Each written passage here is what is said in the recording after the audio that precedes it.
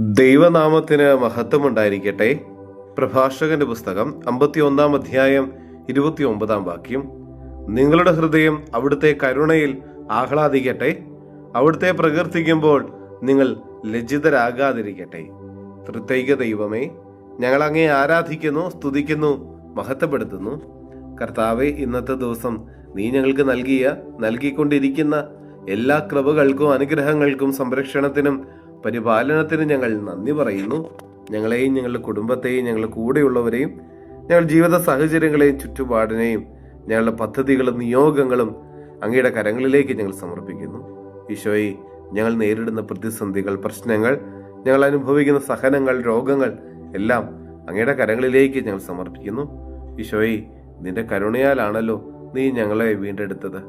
നീ സ്നേഹപൂർവ്വം ഔദാര്യപൂർവ്വം ഞങ്ങളോട് എപ്പോഴും പെരുമാറുന്നുണ്ട്. അയോഗ്യരും ബലഹീനരുമാണ് ഞങ്ങൾ, നിസാരരും പാപികളുമാണ് ഞങ്ങൾ. പക്ഷേ നിന്റെ കരുണയാൽ നീ ഞങ്ങളെ എല്ലാം ചേർത്ത് പിടിക്കുന്നുണ്ടല്ലോ. തമ്പുരാനെ, നന്ദി പറയുന്നു. നിന്റെ കരുണ എപ്പോഴും പ്രഘോഷിക്കാനുള്ള വലിയ കൃപ ഞങ്ങൾക്ക് നൽകണമേ.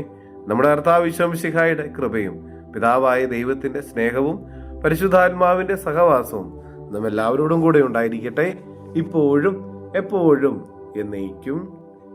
ആമേൻ.